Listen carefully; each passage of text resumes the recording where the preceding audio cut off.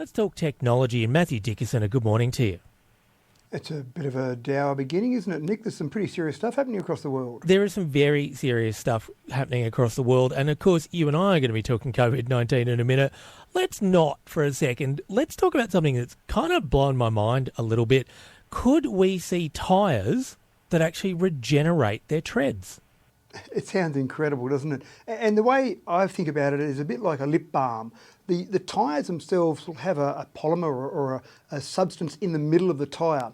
And as the tyre wears out, as that tread wears off as you go about your normal day driving around, the actual polymer inside the tyre will recharge the actual tread. So it actually will come out, again, think about that lip balm, where it will come out and then set solid as it comes out. So it does sound incredible, but the concept here, and this is a concept tyre at this stage, the concept here is all around electric vehicles and low maintenance. And one of the things they're talking about in the future is electric vehicles have such low maintenance. And as an example, one electric vehicle I can think of, they claim to have 43 moving parts. So there's not a lot of maintenance that occurs, but of course tyres still wear out, and some may argue tyres wear out quicker on an electric vehicle because maybe there's a little bit more power to put to the ground.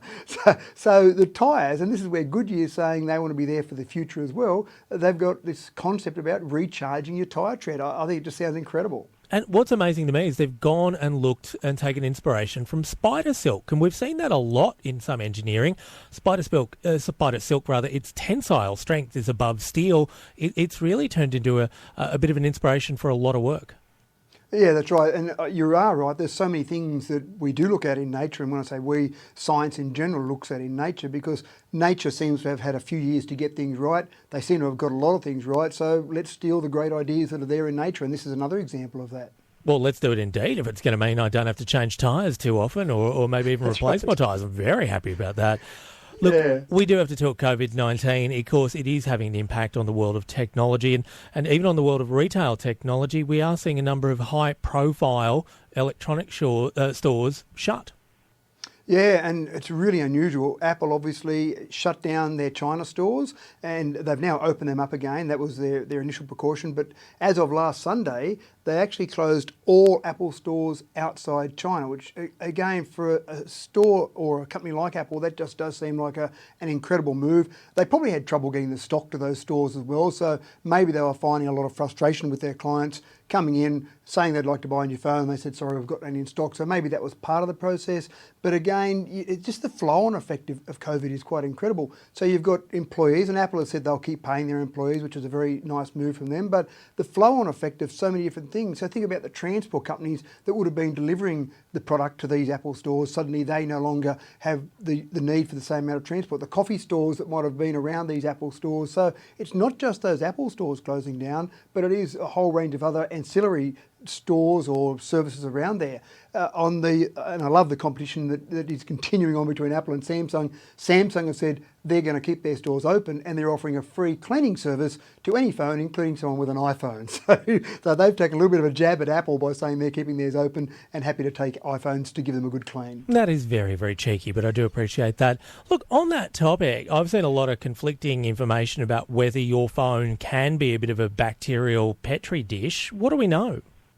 Well, certainly, and I don't want to be a health expert here, Nick, certainly from my understanding and what I've read, you're sitting there with a phone that you're often breathing on because it's near your mouth, so you're breathing germs directly on it. And then what do? You pick up your phone and you swipe your fingers over it, and it's actually quite a nice hard surface, flat surface, so it's not absorbing a lot there. So from everything that I've read, it is a great spot to breed germs, and in particular, if I hand my phone to you and say, oh Nick, can you just look up something for me for a second? Then of course that transfers to your fingers and then you talk on your phone and away it goes.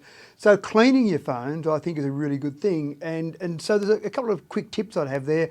The latest phones, many of the latest phones are either IP67 or IP68 rated. That means they can go up to, say, 0.5 metre of water. But what I would suggest with those phones, the latest phones, is rinsing them under a tap and just a little bit, just a touch of detergent, because what you're trying to do with something like COVID-19 is you're not killing it with detergent, but you're making it slippery, so it slips off. So just a dash of detergent and a bit of water running under the tap. Not hard. You don't want to try and really hit it with hard water, because some of those openings on a phone, they don't like water being jammed into those openings, but just some water rinsing over them and then wiping over with a nice lint-free cloth.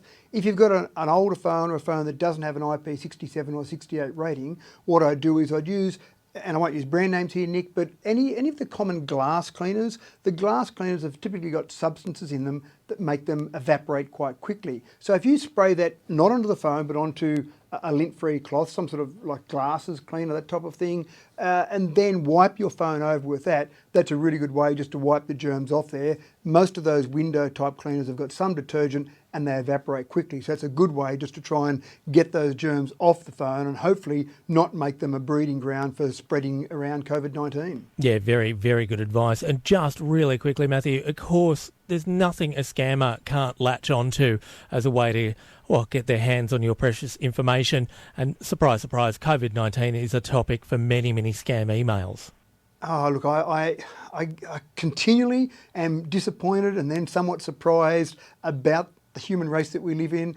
COVID-19, one of the biggest problems this world will face in the next 5 to 10 years maybe, and people jump on the bandwagon and try and make a few dollars out of it. So one of the things that I've seen with phishing emails, and they're the emails that come out and look like you've got to do something with them, click on something, go somewhere, and they're really just phishing for your information. So basically, you see ones come out that say new cure, you see ones come out saying COVID cure here. I even saw some that said COVID tax returns, and I couldn't quite work out how you were going to mix the tax return in with a COVID cure. But anyway, that was obviously some scammers thought that was the way to go, to mix two really hot points there. Again, with all these phishing emails, look at a few things. Hover over the link. Don't click on the link, hover over it and look at that domain name and see if it looks legitimate. Don't open attachments with it unless you know where it's come from. Often you'll see attachments that look like they're meant to be a Word document or a PDF document that's a fairly simple document, but really it's an Excel spreadsheet with a macro or a zip file that's going to run some program. So just be really careful of those attachments and just put a huge dose of skepticism and common sense on any of those emails that you see. Mathew Dickerson, thank you very much. We'll talk in a fortnight. All right, thanks, Nick.